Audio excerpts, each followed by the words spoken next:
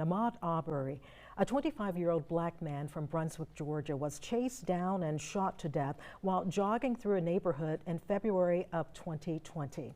His killers were eventually convicted, and the case ignited a national dialogue on race and justice in America. Now, for the first time, Ahmaud's father is telling his story, his way. Marcus Arbery Sr. has written a powerful new book titled "Where's Daddy? The Ahmaud Arbery Story." And he is joining me now here at WSAV for an exclusive interview. First, Mr. Arbery, thank you so much for being here. Yes, ma'am. Thank you. Well, before we talk about your new book, take us back to the moment when you learned your son, Ahmaud, had been killed. What did that do to you as a father? Devastated me. That day I went to work. Every time I go to work, I check in on him. And that day when I went out to work, because I was driving a big truck, and I was heading to work to go to Tampa, Florida, because I drive trucks in Tampa, Florida down there. And I called him on the phone. I always give him money before I go to work. So I stopped through there on to going to work to his mama's house, and I asked him, I told him I was going to be gone about 3 weeks. And I left him $200. I said, that's going to be enough money to hold you till I come back. He said, yes, sir, Pop, that's going to be enough money. People got to understand that Ahmaud was the baby. Ahmaud got anything he wanted. And I left to go to work. And that day he got killed was the most devastating day of my life. I just couldn't believe that. My brother, he wouldn't tell me first. He wouldn't tell me Ahmaud got killed. And then my brother, because my sister and them, they wouldn't tell me. My brother finally got the nerve and told me, he said, yeah, it's true, Ahmaud got killed. I said, killed? I said, what you talking about? He said, they said Ahmaud broke in somebody's house and they were wrestling over the gun and the gun went off and killed him. I said, no, you sure they ain't getting them mixed up? Because I know my child don't do stuff like that. Well, Mr. Arbery, let me ask you this. You knew your son best. You're his father. Yes. Eventually, that video went nationwide. You raised him. What was he like beyond the headlines? Oh, God, just lover. He was the youngest, but he acted like he was the oldest.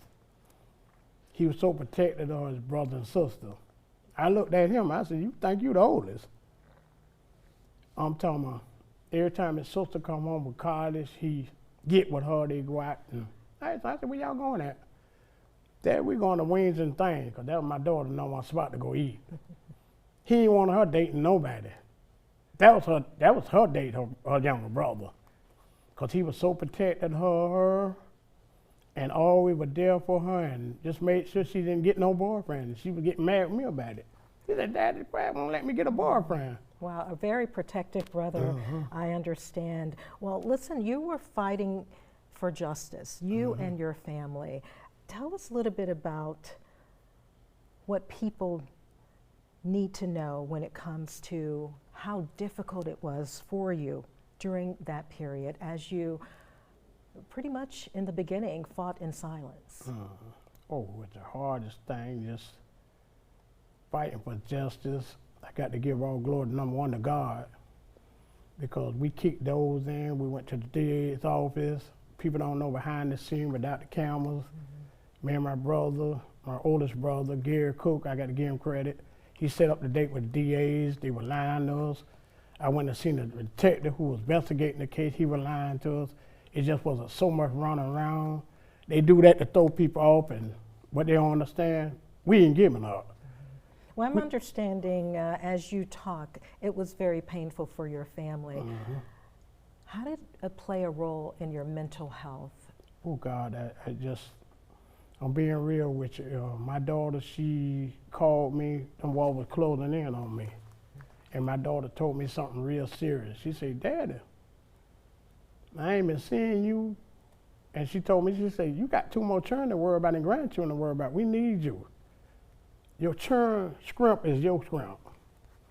And they look at for you to be strong, for them to keep going. You fall weak, your children done. So I snapped out of it. I said, my daughter right. I got 2 more children to worry about. I got grandchildren to worry about. I snapped out of it and I got back on the ball again. And so that helped me out a lot. And that helped keep my mind stable, the prayer of God. God working in mysterious ways. He send somebody to you. I don't care if it's your children, it can be a friend, it can be your neighbor, but God working in mysterious ways. I give all glory to God too. Well, you're holding the book right now that you've written, Where's Daddy? And you tell a lot in the book. It's a very powerful one about things that people may have never known. That's right. About your son and about your family. Help us to understand the weight of the book and the words inside. Everything in this book is the truth. It's everything that I did in my life with my children. Number one thing is being there. Because one thing about when you love your children, that's the only thing that matters. People don't understand that. Because whatever money you got, you're going to share it with your children. If you don't love your children, don't be there for them, you can't give them nothing. Well, for fathers all across their country, excuse me for interrupting you, especially black fathers, what do you hope they will take away from your book and also take away from the words that you've written about your son? What I can tell black fathers, just be there. No matter what you go through with their mama or how their mama tell all kind of twist up stories on you, just be there for your children, because at the end of the day, as long as them children know, that's all matter. It don't matter what that mama say. Just do your job as a father. When you do that, God take care of you. Well, thank you so much. I want to let people right now at home know you can pre-order the book, Where's Daddy, simply by going to wsav.com/Where's Daddy. And a big launch is happening this weekend, the book release and tour launch honoring Ahmaud Arbery. Where's Daddy? The Ahmaud Arbery Story. Saturday, June 20th at Old Time Country Buffet. That is in Brunswick. It's going on from 5 p.m. until 7 that evening. Mr. Arbery, there's so much to learn from your book. I look forward to reading it. And again, I want to thank you for your time to share this very personal story. Thank you very much. Thank you for having me. Of course. God bless you. Bless you as well. All right.